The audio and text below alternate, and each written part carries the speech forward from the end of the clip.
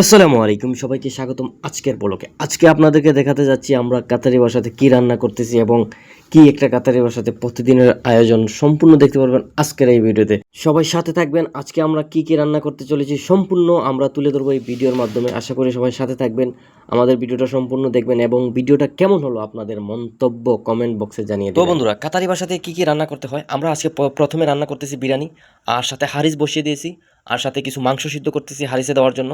কারণ মাংসটা একসাথে দিয়ে দিলে হারিসটা ওই রকম ফিনিশ আসে না, এর জন্য মাংসটা আলাদাভাবে সিদ্ধ করা হচ্ছে হারিসে দেওয়ার জন্য। তো একটা কথা বলি বন্ধুরা, যারা দেশে কাজকাম করতে চায় না, বাড়িতে কোনো কাজকাম করতে চায় না, তাদেরকে কোনো রকম কোনোভাবে চেষ্টা করে বিদেশে পাঠিয়ে দেন। বিদেশে আসলে একদম সোজা হয়ে যাবে কাম করতে করতে করতে। তারপরে দেশে গেলে দেখবেন শুধু কামই করে কামই করে, কারণ এই দেশে আসলে একটা মানুষ অটোমেটিক কামলা হয়ে যায়। আমি এখন বিদেশে এসে অনেক কামলা হয়ে গেছি, অনেক কিছু কাম শিখে ফেলেছি। এখন আমি কিছু সবজি কাটতেছি তরকারির জন্য, যাতে এদিকে আমি তরকারিটা বসাইতে পারি, দ্রুত আমাদের কাম শেষ হয়ে যায়। এর জন্য আমার স্বামীর বাইরে ওদিকে দিয়ে দিয়েছি বিরিয়ানি রান্না করার জন্য, আর আমি এদিকে তরকারি রান্না করার জন্য আমাদের সবজিগুলোকে কেটে রেডি করতেছি।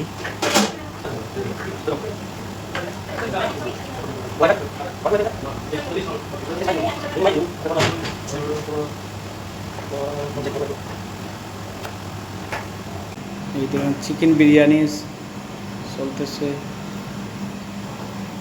হারিস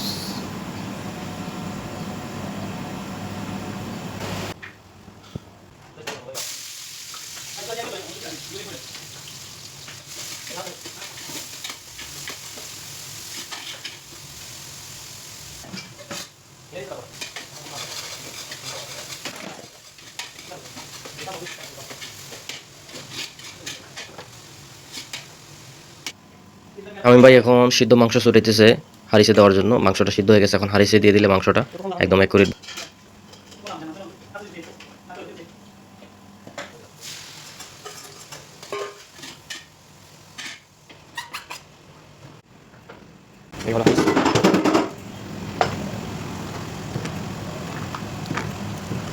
আমাদের হারিসটা সিদ্ধ আর এখন অনেকক্ষণ বাকি আছে, তার জন্য গোস্ত দিলাম না। আমরা এখন আস্তা বকরিটা সিদ্ধ করব বিরিয়ানির জন্য।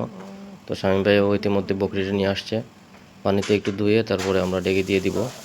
তারপরে আমাদের বকরিটা সিদ্ধর জন্য এদিকে আমার সালন আবার রেডি হয়ে গেছে, আর ইতিমধ্যে আমার স্বামী ভাই বকরি দিয়ে দিয়েছে পানিতে সিদ্ধ হওয়ার জন্য। আস্ত একটু বকরি, এটা সিদ্ধ হবে, এটার থেকে তাদের খারাপ বিরিয়ানি হবে।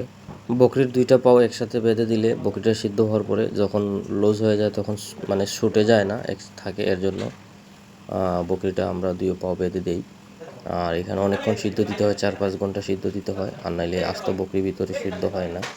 অনেকক্ষণ সিদ্ধ দেওয়ার পর বকরিটা সিদ্ধ হয়ে গেলে আমরা বকরিটা নামিয়ে ওভেনে দিয়ে দিব। তো এখন বকরির চুলায় আগুন দিয়ে দিব, আর এদিক দিয়ে আমাদের বিরিয়ানিরও মোটামুটি সময় কাছে হয়ে গেছে। বিরিয়ানি আমরা নামিয়ে ফেলবো, যেহেতু বিরিয়ানিটা আমরা বাইরের লোকের জন্য, আর আমাদের লোক যারা আছে তারা চলে আসবে। এখন এটা প্যাকেট।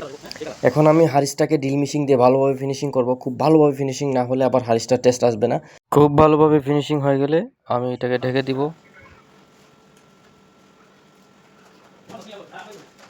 চলবে বাইরে দেওয়ার জন্য। যদিও আমি ভিডিওটা রমজান মাসের করছিলাম, অনেক লেটের, দিতে পারি নাই আগে, এখন দিছি। আর এদিকে আমাদের হারিসও মোটামুটি সিদ্ধ চলতেছে।